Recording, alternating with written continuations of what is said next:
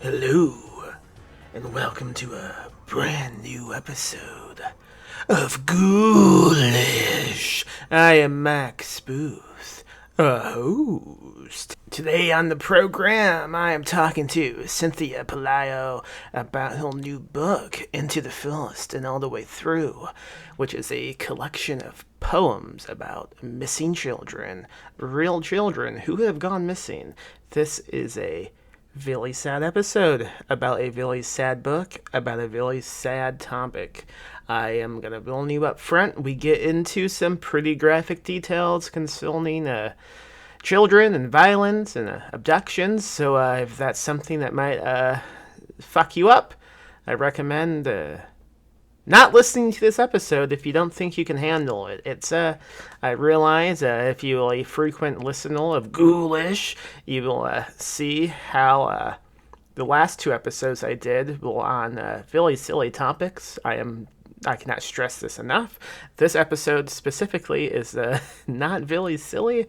It is dead serious. So, yeah, I guess make a cup of coffee and listen to this really fucked up conversation I had with Cynthia. I have nothing else to add to this.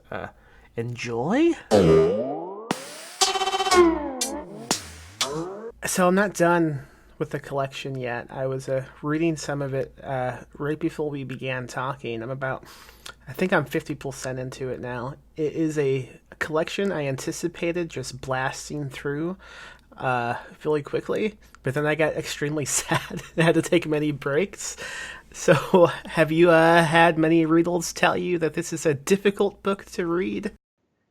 Yes, that's the common theme, and that's kind of why I maybe should have been a little bit more explicit in the warning. I had that dear reader letter in the beginning, just to kind of get people in that emotional state of like, this is what you're going in for.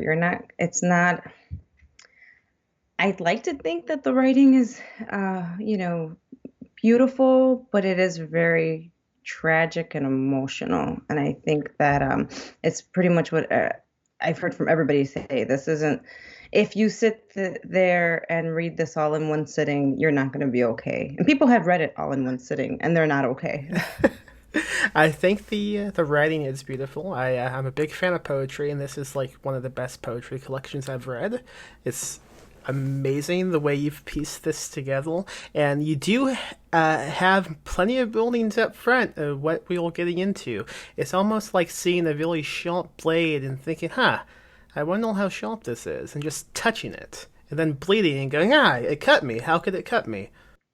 Yeah, this one's, yeah, and I think that, and that's why I came to this the way I did, because I feel like a lot of, and I'm just completely personally obsessed. Like, it's just this obsession of mine, true crime. And I feel like a lot of true crime is sanitized, and it is. We consume it as a form of entertainment. And I feel like we've become a little detached from some of these horrible things that have happened. And I live in inner city Chicago, and so I used to be a community journalist, freelance, and I would go to crime scenes and I would interview homeless youth. And I've seen some pretty rough stuff. I've showed up to crime scenes and seen bodies laid out on the ground, and I think that I've had friends who have been murdered and maimed, and I have a friend who's serving life in prison for murder from elementary school. So I know the brutality behind a lot of these cases, and I feel like people have become very distant on what happens when somebody goes missing or what happens when somebody is murdered. So I kind of wanted to maybe shout in people's faces like there are really bad things going on, and I don't think that I think we're really passive about it. We become passive with death, just um, in general about the. How do you think most true crime portrays all this? Then, like, I'm trying to think of what how I usually see it done, and I think maybe they focus more on the mystery part of it instead of like the facts. Yeah, and there's like a there's a and I don't want people to feel guilty for consuming true crime because I consume too much true crime, but there's true crime conventions and there's true crime cruises. What? Yes, there's a true crime cruise that you can go on, and there's a lot of really fantastic journalistically, sound true crime podcasts and even like true crime show. Like I love like True Detective, and I there's the podcast that I'm obsessed with. It's called Crime Junkie, and I just really like the way that the hosts approach it. But I feel like sometimes there's almost like an exploitative angle because this stuff sells. It really does. And so some of that, I think it's become a little. If I were the parent of someone who was like raped and murdered and mutilated, and her case was featured on like a game night on a true crime cruise ship, I'd be horrified. So I think some of these things, I think some things are going a little. I don't I don't want to say that that's right or wrong. I just think that there's a lot of ethical questions that we probably need to ask ourselves, like where is the bar, and then where we're going to keep pushing it. So, and I wanted to do something where I made it really visceral and real, and I thought I could do that with poetry, and that's what I hope I accomplished, and I think I did by so many people telling me it was very difficult for them to read this collection because I think I brought a lot of truth and brutality to it by including their name. Something as simple as their name and their age and what year they went missing. I brought the realness to it, and I said for information, call this police department telephone number if you have any tips. And I think that there are a lot of people out there that might.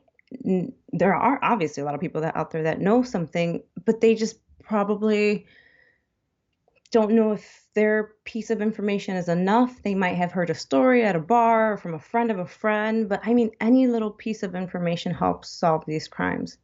Including the info at the end of each poem was a really good idea, I thought. How did that come to be? I started, so I started writing them, and I just felt like they felt so empty because I felt like, well, it's just another poem and it doesn't really connect to them. And then I thought, well, maybe I should make the title the name of the person. But then I thought that that still wasn't enough. And then my husband's not a writer, but I bombard him with everything writing related. And I told him, I'm just going to include as much demographic or just as much information as possible, like their name, where they're missing from, their race, their age, they're missing since. And then he's like, well, you have to include that why don't you go ahead and include the phone number too? And I was like, this is fine, and if that upsets people, I don't care, because I thought that was it needed to have that information at the end of the poem for it to feel complete. And the race was very important to me because half of it's we don't think that so many people of color go missing because they're just not featured in media, but yeah, about half of people that go missing are people of color, but we just don't see their faces or hear their names, as much as other segments of the population. So I really wanted to highlight Native American women that go missing at alarming rates. in this country. That was something that I had known about, but then when I started researching it, it was pretty awful that I started falling into this rabbit hole that I think I'm still stuck in because there's just so many just tragic cases that I still couldn't really include because I had to stop somewhere. Yeah. Going into this, I already had a pretty good idea of how many missing kids or people of color, but just seeing this laid out in front of me was a pretty bad gut punch. And I've touched on this topic myself in a book I wrote, but like there's that whole thing of thousand kids could go missing, and Nancy Grace isn't going to give a shit unless it's a little white kid who looks good on a photograph. Yeah, it's very it's I mean it's awful. It's awful to just say that, but it's true. We just don't see I the case that haunts I mean a lot of these cases that haunt me, but um two of the cases that haunt me quite a bit are the poem Princesses of the South Side, because these were two young black sisters from the South Side of Chicago that went missing, and Diamond and Tianda Bradley, they went missing in 2001, and I just remember this so clearly. It was like so many people were out looking for them, and it was a 3-year-old and a 10-year-old, and there were so many witnesses who had clear images of the 10-year-old and a 3-year-old like holding hands and walking down the block, and I just have that image like imprinted in my mind, and it's just like how does a 10-year-old and a 3-year-old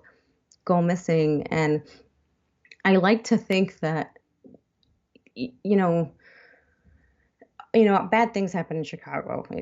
We're like the nation's boogeyman for some reason. But I feel like I like to think that somehow children are protected, but people want to protect children, and so just it is awful to know that these two little girls have disappeared, and it's been so many years. And I wrote about them here. I also mentioned them in my upcoming novel, Children of Chicago, just because I think that their case is probably going to be with me for a long time. Can you tell me a little bit more about Children of Chicago? Yeah. So Children of Chicago, that's a fiction novel, and it's based here in Chicago, and it's a detective. So it's like a procedural horror thriller that it's like a retelling of the Pied Piper's fairy tale. So it follows a detective along as she investigates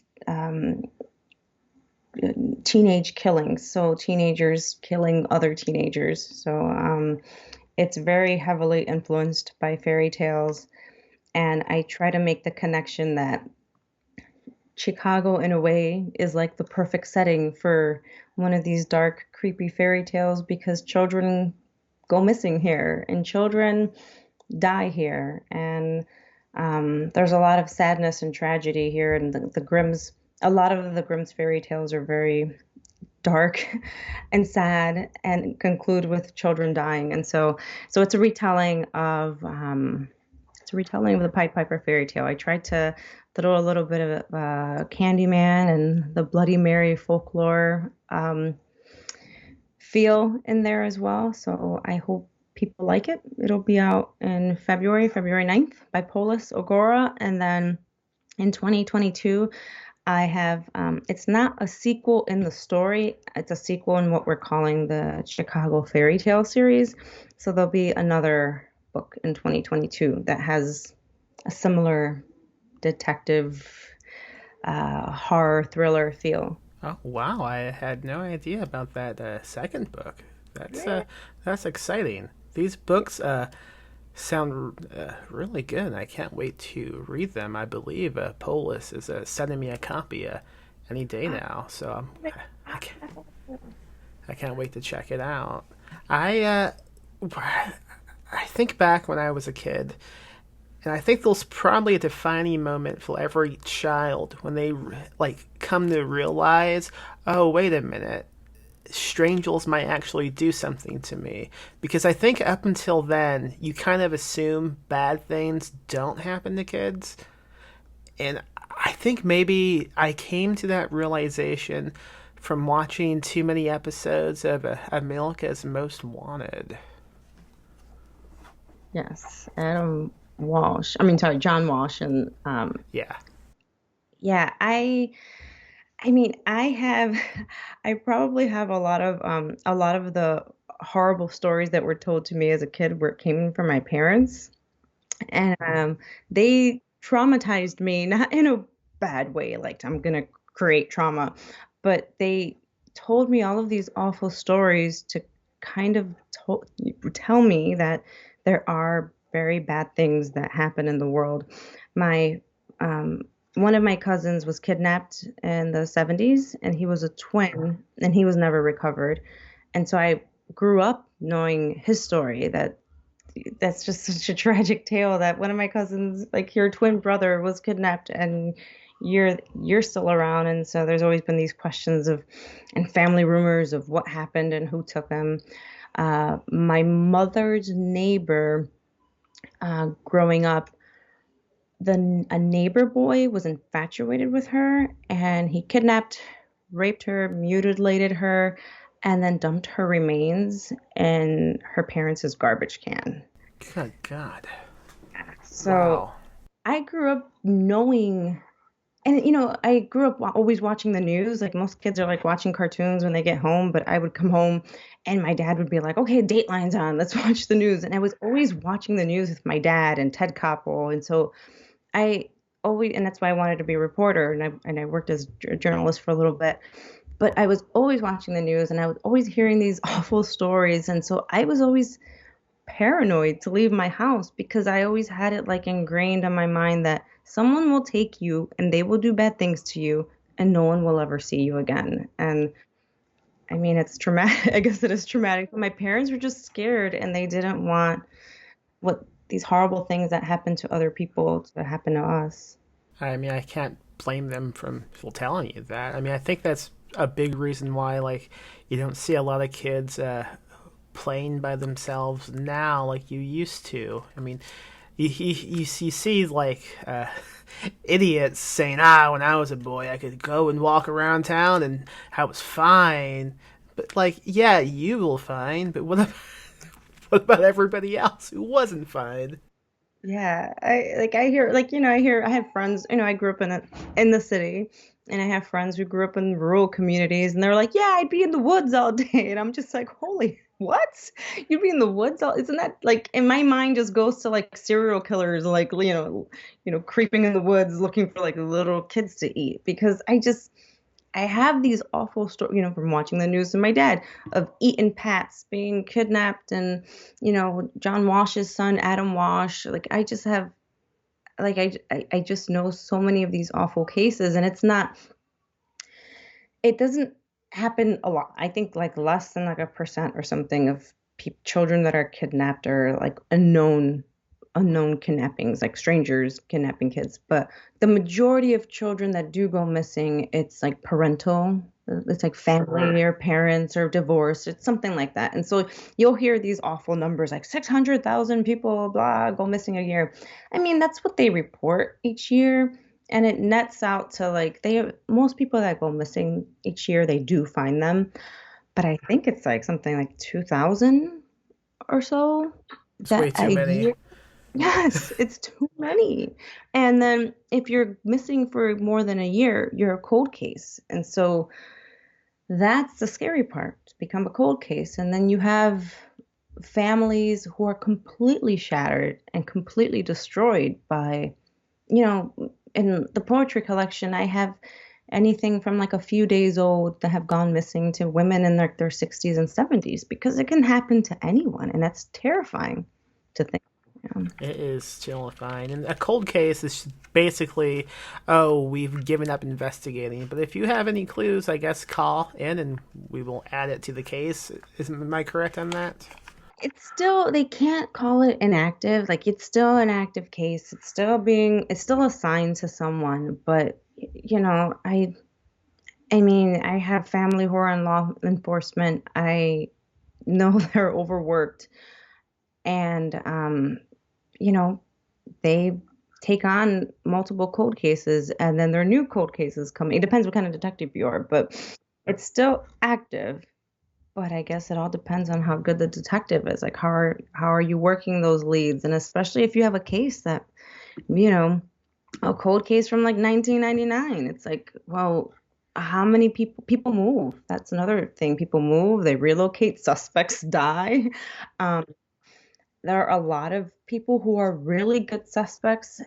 I mean, it's like you have everything possible, but you just don't have the right legal avenues to get these people, arrested. So there's a lot of frustrating things that I can see that shatter and destroy families because there are a lot of cases where families are like, I know who did it. I completely know who did it.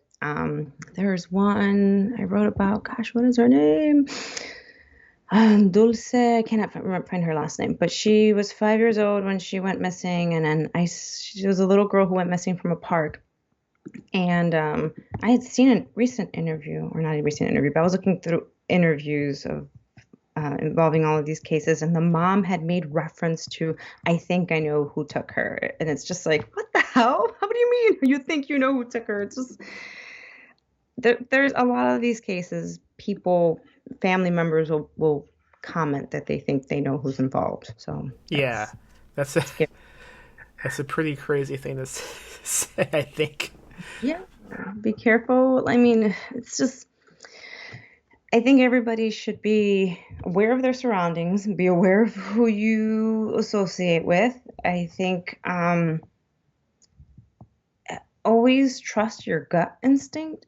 I think I can't stress that enough. And know and recognize that there are some really bad people out there and do whatever you can to protect yourself. Okay, so this next section, I'm going to ask you real fast, and if you say, "Oh, I don't want to talk about this on the podcast," totally cool. I'll just cut what I'm saying. But that seems to lead pretty smoothly into what recently happened with you and that you talked about on Twitter. Yeah, I could talk about it. Yeah, for sure. Okay, cool. So the car, right? Yeah, yeah. So, I mean, again, I live in Chicago. Things have happened. I mean, I'm thankful that I, for the most part, have been safe. Again, I know people that have had pretty awful things happen to them. So, because of coronavirus, I can't see my parents. I can't like go into their house. They're elderly. My dad is survived cancer. My mom's a diabetic. So I'm trying to be as careful as possible. And we'll drive to their house and like sit in the alley in the car and talk to them. But it was summer. I mean, it's getting cold now. It's like 39 degrees. But in summer, we drove, and they live close by. And so I had my boys in the back seat, and I'm standing outside my car. And my husband like went in my parents' garage, and it was open. I think he was going to look at my dad's tomatoes. He's like, tomatoes, you gotta go look at them. And I'm standing there talking to my mom and dad, and I see somebody approaching, and we just kind of all figured he's just gonna walk past us. And he stops like right in front of like or right beside my dad. And my dad's like 74. And this guy didn't have a mask on. And then my dad looks at him just kind of like, I was hoping that my dad maybe knew him from the neighborhood and you could tell, no, this is a bad situation. And my husband comes running out, and my husband's like, "What do you want? Get the hell away from us." Because we just knew right there. Like, nobody's going to walk up to you in Chicago unless something bad's going to happen. I had my car door open, and I could tell that he was motioning to go into my car. And I jumped into the car. I hit the gas. My husband's shouting at the guy, and he's pushing my parents away. And I'm looking in the rearview mirror, like praying that this guy does not have a gun because my husband's still out of the car. I stop the car so that my husband can get in. And then the guy like calmly just stops there and just takes a picture of my car. And that terrified me because I'm like, does that mean there are people that there is a gang that lives on my parents' block and they do steal cars. We know that. And so now I'm terrified every time I go over there that they have a picture of my car and my license plate. And does that mean I'm going to be marked? Like they're going to steal my car? And I mean, all I wanted to do there was get the hell away because I knew it could have gone really, really bad within seconds. And my children were in the back seat, and I don't think he realized that there were kids in the back seat. I don't know if that would have mattered, but it's like a violation. It was something else that's like, I just want to see my parents. And then there's this stupid reminder that there's these awful people out there that will jump into your car and take it away. And there could be kids in it. And it's fun. The funny thing is, the same exact thing happened last night in What the Chicago. fuck? Yes, like way south side. I was tweeting about it because they posted an Amber Alert. Some dad went to the 7-Eleven, left the car running with his kids sleeping in the Oh back, no. jumped in and took the car. They found the car with the little boy. And so this happens. This is a thing in Chicago. If someone sees like your car door open or you by your car door, they'll just jump in your car and go. So, yeah. The kid was fine though, right? The kid was fine. I was Okay. so happy. Like they showed him on the news with the police officers hugging him and taking him to the ambulance. But I mean, Wow. it's terrifying. It's like I said, Chicago's the boogeyman in the news, and I love this city, and but I have had weird things happen, and I do know people who have had much worse happen. I mean, he could have taken the damn car. I just didn't want him taking it with my kids. Like Right. my mom, and that's what, back to my parents and them always warning me. But I remember my mom always telling me, if somebody grabs your purse, just throw it at them. Like, don't fight for your stuff because do you really want, like, what's more important, your life or your stuff? Like, they can take anything. And so we just kind of you just kind of grow up with that attitude. If you're walking down the street, I know me, if I'm walking down the street and there's somebody behind me, I'm going to cross the street. I do this all the time. Like, I would rather look like a weirdo to a stranger than have someone come up behind me. So there's Yeah. a lot of, Stuff is stuff. They can be yeah. replaced. And it's funny because I'm always on edge, and I used to travel a lot. And when I would go to other countries that are safer, and people would say good morning, and I'm just like, what the hell do you want? Because I'm just always on edge, and I don't know if it's healthy, and I don't know if it's it's just been a mechanism to protect myself. Yeah, I think a lot of people might be like that. I mean, I know I am. I'm always suspicious of anybody who even looks at me. Yeah, I would always be. I'm suspicious of. I'm convinced everybody's a serial killer. I mean, that's the thing. I mean, everybody is. You don't know that. Yeah, They could everybody's. be. I don't trust anybody. Everybody's got like something. I'm just so suspicious of everyone.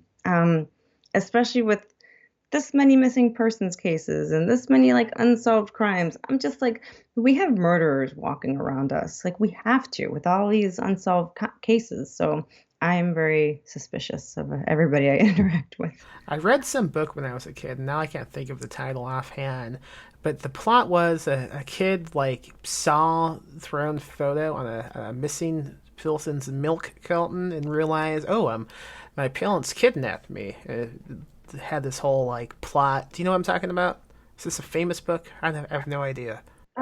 Is it I know my name is Stephen. Hold on, I think is I'm Googling. I know my name is, yeah, I know my name is, I think it's based off of I think it's based off of Stephen Stairs. I might be wrong. Stainer's case. Oh, Or this is based on a true story? I had no idea. I might be wrong, but there was this boy who was kidnapped, Stephen, I believe it's Stephen Stayer's case. And he was returned 7 years later after being kidnapped. Like he knew he was kidnapped and he was living with the person that was like abusing him for 7 years. And his abuser then tried to get him to lure another boy. And then that's how the police found him and the other boy.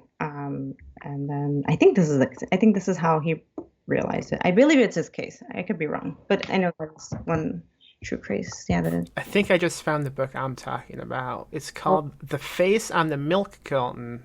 Ah, based on the milk carton. Carolyn Cooney. Who's it based off of? I think it might just be fiction. I don't know. I read this when I was young, so like my memory is really vague of it. Book is about a 15-year-old girl named Janie Johnson who starts to suspect that her parents might have kidnapped her. Ooh. There was there was a case recently, and I don't know her name, but of a baby who was kidnapped from um, a hospital, and she was an adult woman now, and she was trying to get like I think her social security card and get all her paperwork in order to start working. And it came out. It eventually was discovered that she was a baby that was kidnapped from a hospital years before, and she was eventually reunited with her parents. That's the No. thing when you kidnap a kid intending on just raising the kid as your own. Eventually, that kid needs a job. Yeah, and a social right, a social security number, and there had you can't make this stuff up, right? I don't know. I don't think you can make up a social security. Well, I'm sure people do, but um, yeah, you get into complications. When I was a kid, I found this out extremely recently, like within the last couple of months. My mom was telling me when I was a baby, they were in a Sam's Club, and this woman kept commenting on me, saying I was such a cute baby, and she kept like following my mom around Sam's Club, just continuing to comment on me, and like trying to touch me and trying to pick me up, and my mom would go to a different aisle, and it got to the point to will she told to get something, and the woman was like taking me out of the fucking shopping cart, and she screamed until a security guard came and broke it up. Did they arrest the woman, or did she leave? I think she just left. Oh, I think I think it was just a case of, oh, this is a cute baby and I don't know boundaries, but maybe it wasn't. Maybe it was something else. yeah, it's absolutely terrifying. That would make me grow cold. It's absolutely terrifying. Oh my gosh, your poor mother. Yeah, I don't know. It just it really freaked me out when she told me. I was like, what are you talking about? That didn't happen to me. That's scary. I mean, it happens. Or people, I mean, it's funny because when I was pregnant both times, my parents would not allow me to take, they wouldn't allow, like I could take the train or the bus. He would drive me to the train or the bus and pick me up. Like because my husband would have to leave a little bit earlier to get to, so he would leave to work. Then my mom would come over, pick me up, drive me, because my mother was terrified of me getting kidnapped. And see, my parents have always been like terrified of all of the world, and this is why I'm the way I am. But my mom was convinced that, or just worry of women that would kidnap me to like kill me and take my baby. And I'm thinking that's a completely crazy thing, mom, but whatever. I'll take the ride to the train station in like the middle of February and December. But then just was like 2 years ago, there was a case here in the south side of Chicago. Marlon Ochoa, I believe she was like 18 or 19 years old. She was lured to a house by a woman that she kind of knew, that had given her baby clothes before or something. And she went to the house to get baby clothes. And then that mother and her daughter killed Marlene and then cut her baby out. Good God, I Yeah. wasn't expecting that ending. I should Yeah, sorry. have. I should have Uh, expected that. and I and the baby unfortunately died because if you cut the oxygen supply to the mother, you're cutting the oxygen supply to the baby as well. You see, people, we should have warned like listeners, like this is like really true crime. I will So have a note in the intro, like be cautious when you listen to this one. yeah, yeah, but that's why like and and I just and I remember it's funny because when Marlene went missing, I knew something was up because I'm like, she is 9 months pregnant. And I remember being on the phone with my mother and I'm like crying for this stranger because my brain automatically went to the worst possible place and my mother's too. And my mother was convinced, she's like, someone took her for her baby. And then days later, her body was found in a dumpster. And it was, it all unraveled pretty quickly because then, this woman shows up to the hospital with this baby and says, "Oh, I gave birth to this baby," but then she refused to have an exam proving that she had given birth to this baby. So, sorry, listeners. So you've written about these topics in this poetry collection and these upcoming novels, possibly other fiction that I just don't know about. Do you think writing and researching these topics, does it put you more on edge, or how does it make you feel? I think I'm already on a, I'm already pretty on edge about. I consume a lot of, and not just true crime, but I consume a lot of news. Um, I've always read a lot of the news. I just want to. I've always want to know what's going on in the world around me.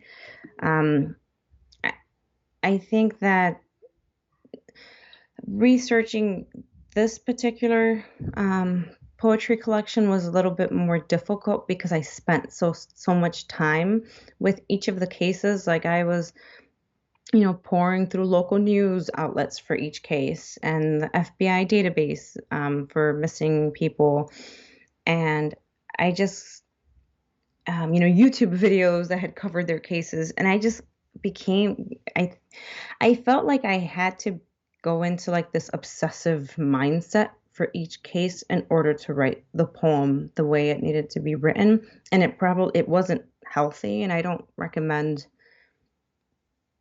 most writers take that approach. It's very like, Yeah. what do you call it? What is it? What actor method is that for Oh, fuck, method acting. yeah, I don't recommend writers do this.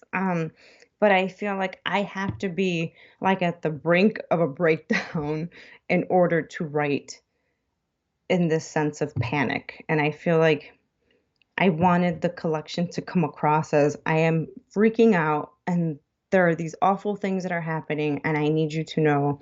Um, I'm very lucky that I have a partner here at home who recognizes when my writing can become a little emotionally disruptive, and so he would cut it off. Like he would say, "Okay, you've researched this one too much. Like you have to let it go. You have to get to the new one." Because I would just get in these rants that I would just keep talking to. And my husband doesn't like horror. He doesn't like horror movies. He doesn't Oh like no. story anything. And so, but he helps me with a lot of this, like, so I can talk to him and tell him what I'm working on. But if I'm talking to him about 3 hours about, an abduction case that was pretty gruesome, he's going to tell me you're hurting yourself and you're not doing anything beneficial. Write the poem, do what you have to do as an artist. But if you didn't, I remember him saying, he's like, you have to finish the collection because it's not useful to anybody if you just sit here and you're crying about this awful case. I'm glad you did finish it. It's a great collection. It's available now. I will have a link to it in the show notes. So, everybody listening, please go buy this collection. Thank you. Before we end this, I am deeply fascinated by something you talked about in the beginning of the podcast, and I can't end without asking you for more details. What is a true crime cruise? I don't know much about them, but I did a presentation here in Chicago right before lockdown went into order, where I discussed it was a presentation on our true crime obsession. Like, what does it mean? What are we as a society what does it say about us that we consume so much of it? And then I, kind of went through different cases with the audience, and then I stopped and I showed them how a lot of these true crime, uh, how it's a form of entertainment and it's a form of media consumption, and it's in the rated top rated podcasts, top rated books, and then I came across the True Crime Cruise. Let me Google it while I'm on Okay. this. Yeah. Um, But I think that's where I was like, I'm done. This is way too much for me. It's called Crime Cruise. True crime is so much more than murder, recreations, and dramatic courtroom. This is insane. So there is one coming up, Miami to the Bahamas. Wait, coming up? The Yes. fuck? Yeah, right? Or oh wait, or did this just happen? It says October, unless it was canceled. It says Okay. October 8th to the 11th, 2021. And so let's look at the programming of this thing. Okay. Yeah, so they discuss cold cases. So take a deep dive into some of the most notorious unsolved cases presented by experts who know them best. We'll be featuring both historic cases as well as some recent mysteries. So it looks like it's like a true crime conference on a ship. Jesus. So this particular one, they do anything. There's panels on the Zodiac Killer, the Black Dahlia, Jack the Ripper, um, Jean Benet Ramsey, which is like a darling of true crime. Oh yeah. Yeah. So yeah, and they have different ports. There's a port in the Bahamas. It's just this is just I don't know. I mean, That's I'm not ridiculous. I'm not here to judge anybody, I but am. okay. Max will judge you. I will bring up the questions. So I don't know. I just think, I don't know, like, where is the line? And then I can throw the same questions at myself. Like, well, I'm sitting over here, watching true crime documentaries on Netflix and I'm binging those. How different is that between somebody who has the money to go to a crime cruise I and think the watch? line is the cruise. That's the line. All right, we've judged you While now. cruising through like beautiful spots that none of these people who we're talking about will ever going to see. This is, and it's big business. You have, a lot of these people that they do the true crime circuit and they go to conferences like the Nancy Grace. There's not just Nancy Grace, but there's oh gosh, I can't think of names right now, but they're people who've written true crime books. There are siblings who have written books about their siblings who have gone missing or murdered and how they've become part of this true crime circuit. And so it's become a business. People make their livelihood from talking about these awful things that have happened to people, which I don't know. I again, if I was, I feel awful for some of these families that are going through these heartbreaks, knowing that there's somebody off on a cruise talking about their daughter's or their son's death. It's so strange. Imagine seeing that advertisement show up on Facebook. Oh my goodness. Yeah. It's Wow. it's it's strange. It's weird. I think it's weird. I think we've we've made it entertainment, and that's what I wanted to do with my poetry collection, was to step back and say, and actually, before I finish that thought, but I kind of equated it to like the Jack the Ripper walking tour. And I'm guilty. I did the Jack the Ripper walking tour when I was in London years ago. But then I thought about, okay, well, if there was a family of five who was murdered, would I go on a walking tour through their house like the day after they were murdered? Like, where's the line? Like, where's that comfort level that, like, how long does a murder have to had taken place for you to feel comfortable going and gawking at the place where they were killed? So I don't know. I think it's strange. I'm fascinated by true crime because I'm fascinated that there are these awful people that are out there and they're completely not sympathetic. They're not programmed like you or I. They have no empathy or sympathy, these killers. And they can kill and keep killing and be okay with it. So I think that's my psychological fascination with it. So here, let me send you this link. This is too crazy. The true crime cruises. People do this. I don't know why they do this here. Crime cruise, check it out. What the fuck? As soon as you mentioned that, I made a sticky note and wrote True Crime Cruise so I would not What? forget to bring that back up. What the Bizarre. fuck? It, people do some really fucked up shit, and it's like, dude, like, I don't know. Like Nancy Grace is like a freaking she's a ghoul because she's made like millions like exploiting and just like giving all these like details, but like in all this like fancy way to get attention and to get sponsors. So I don't know. Yeah, she was the one I saw the most, like growing up. She was always on the TV. My mom always had one, and she was just disgusting. Yeah, I mean, yeah, I think she's filthy. John Walsh, I mean, I appreciate him because like I didn't know this until recently, but the National Center for Missing and Exploited Children, like his organization that he started after his son was murdered, merged, and so he's all connected to that National Center for Missing and Exploited Children. And if you look up if you have a strong gut to look up what really happened to his son, it's horrifying.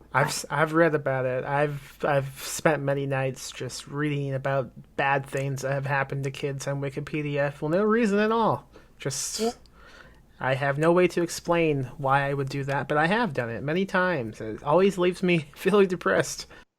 And I do it too. And I don't know if I do it because it's like a mechanism to be like to protect yourself against weird stuff like that, or even to know, holy shit, there are people out there that will like pick up a kid and molest them for hours and then decapitate them, and it's just like, what the fuck?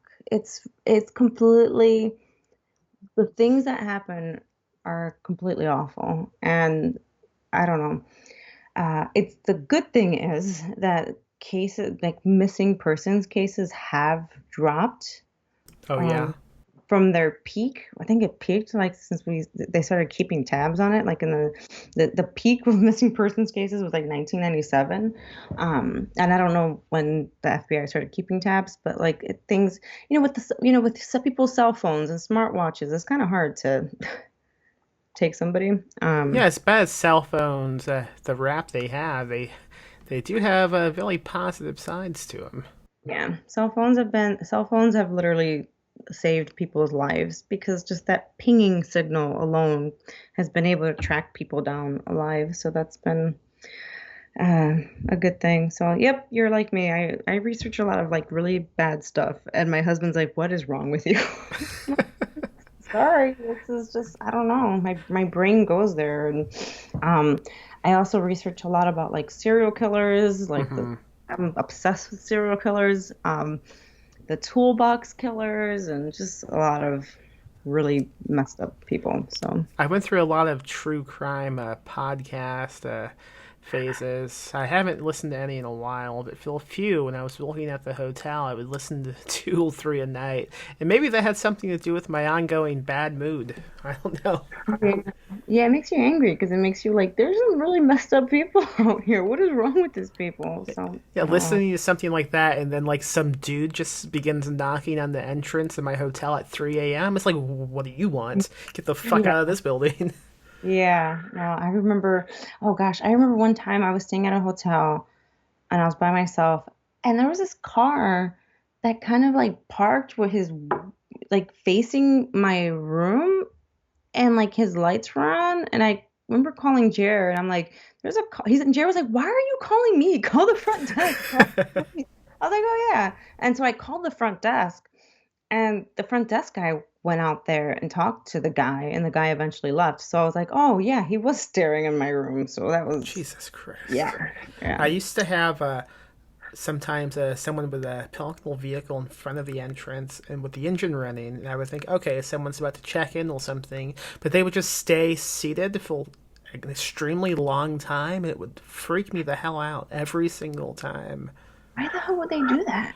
Sometimes it was they were waiting to pick somebody up. It was mostly that. So I Yeah. would get like freaked out for like a good 60 minutes, and then suddenly someone would come down with luggage. Like, okay, well, see, I'm checking out. Okay, you're gone. Bye. I'm going to be thinking about this cruise all damn night. How can people find you online? I'm on Twitter at Sina Pelayo, Cinapelayo. My website is sinapelayo.com, and I'm also on Instagram, Sina Pelayo Author, and that's my only social media because I can barely manage those three. That's more than enough, I think. Yeah. If you enjoyed today's episode of Ghoulish, hey, why don't you go leave a review on iTunes? Talk about it. Say, hey, I like this podcast. It was cool. It did good things to my body. Also, go buy the books we publish at perpetualpublishing.com. I publish books like Michael David Wilson's The Girl in the Video, Jessica Reynolds, Antioch, Paul Michael Anderson, Stand Alone. And I even write books too. My latest novella, We Need to Do Something, my latest novel, Touch the Night. You can get both of those at the same website, perpetualpublishing.com. You can also support the podcast and the whole indie publishing company at patreon.com/PMM Publishing.